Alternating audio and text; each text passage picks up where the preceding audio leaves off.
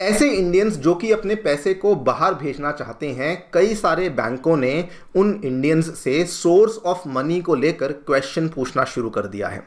कई केसेस में बैंकों ने उनसे उनके पुराने पास्ट इनकम स्टेटमेंट्स को मांगना शुरू किया है कि आखिरकार आपके पास ये पैसा आया कहाँ से। कुछ केसेस में बैंकों ने ये पूछना शुरू कर दिया है कि क्या जो ये पैसा आप बाहर भेज रहे हैं, क्या आपको ये पैसा किसी रिलेटिव के द्वारा गिफ्ट किया गया था या फिर कहाँ से आया है। बेसिकली हम सोर्स ऑफ मनी जानना चाहते हैं।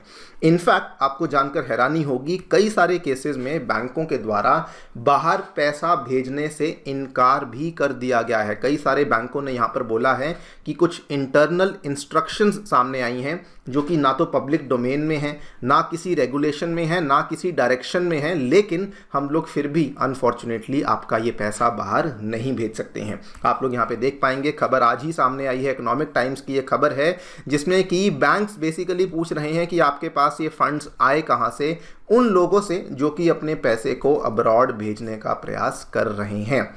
बात करेंगे दोस्तों इस पूरी डेवलपमेंट के बारे में कि क्या एग्जैक्टली यहाँ पे बैंक्स कर रहे हैं एंड आरबीआई के द्वारा जो ये कदम लिया गया है इसके पीछे कारण क्या है, क्यों आखिरकार रुपी के आउटफ्लोज के ऊपर आरबीआई के द्वारा सडनली रोक को लगाया गया है। आइए शुरू करते हैं मेरे साथ। मेरा नाम है अनिरुद्ध। यदि आप लोग हमें फॉलो करना चाहते हैं, हमारे लेक्चर्स के अपडेट्स को प्राप्त करना चाहते हैं, तो यहाँ पर दिए गए टेलीग्राम चैनल्स के माध्यम से ऐसा कर सकते हैं।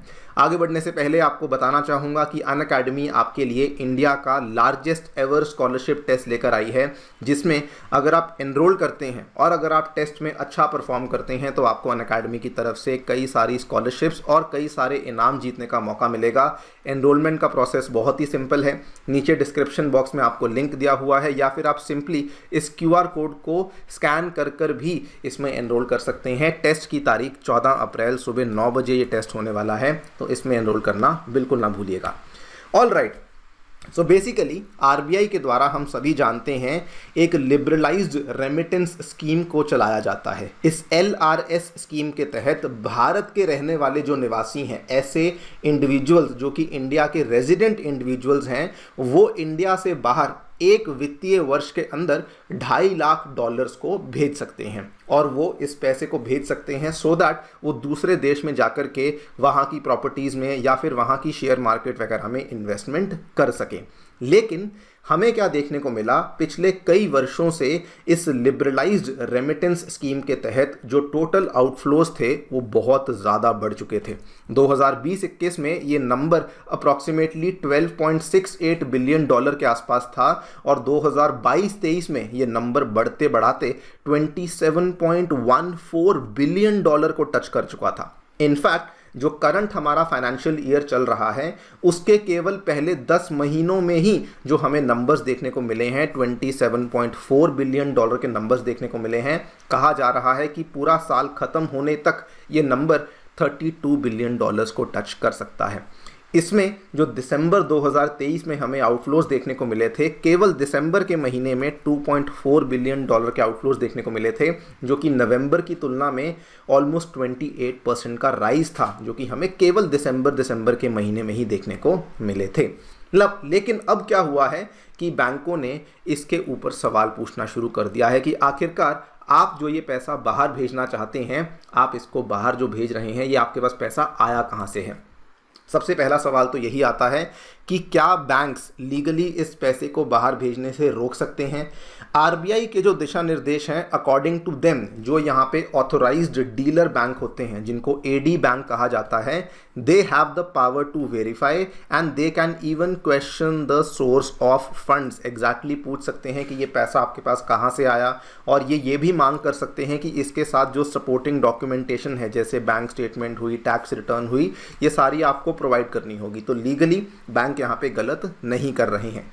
लेकिन जो बड़ा सवाल यहाँ पर आता है वो ये है कि why is RBI basically trying to stop money outflows from India. Number 1, हम लोग लॉन्ड्रिंग को चेक करना चाहते हैं। जो ऑथोराइज्ड बैंक यहाँ पे इतनी ज़्यादा स्क्रूटिनी को बढ़ा रहे हैं, इंटेंशन ये है कि सबसे पहले तो जो पैसा बाहर भेजा जा रहा है वो पैसा उसी इंसान का होना चाहिए।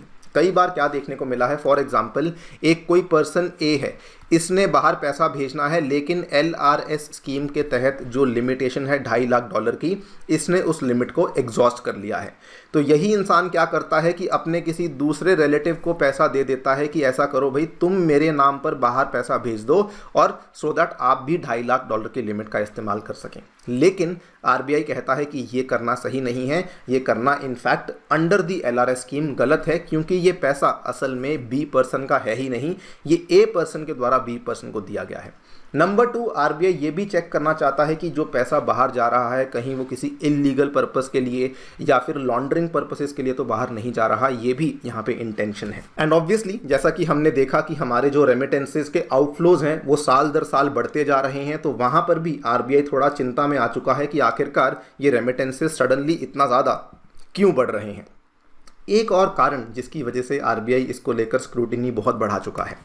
देखिए, हम सभी जानते हैं कि अगर हम इनवर्ड रेमिटेंसेस इनफ्लोज की बात करें तो दुनिया में नंबर 1 पे आता है इंडिया, जिसमें कि 2023 में हमने $125 बिलियन का इनफ्लो देखने को मिला।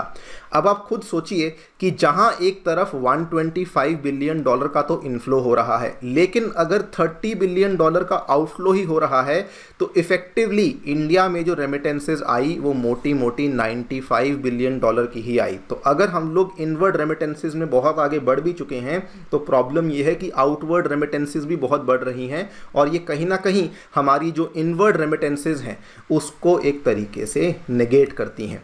कई सारे एक्सपर्ट्स का तो यहाँ पर ये तक कहना है कि जो FDI का टोटल इनफ्लो भारत में होता है और जो LRS स्कीम के तहत जो टोटल आउटफ्लो भारत से होता है, ये भी ऑलमोस्ट एक तरीके से बराबर है।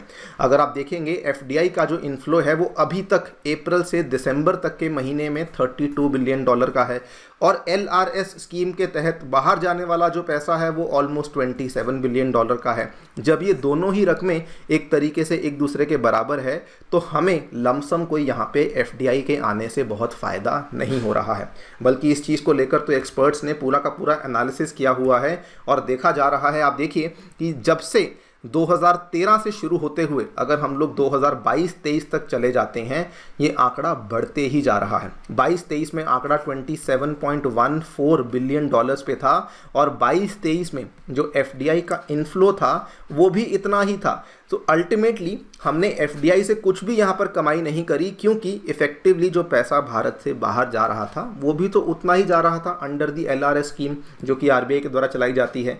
This is one of the major reason कि RBI बेसिकली इन आउटफ्लोज को यहाँ पे चेक करना चाहती है। मैं पर्सनली समझता हूँ कि सोर्स ऑफ फंड्स को चेक करना RBI के द्वारा एक बहुत ही शानदार, बहुत ही बेहतरीन मूव है, और कुछ नहीं तो इससे हमारे करंट अकाउंट को बहुत बड़ा बूस्ट मिलेगा एंड ओवरऑल हमारे बैलेंस ऑफ पेमेंट्स को बहुत बड़ा बूस्ट मिलेगा।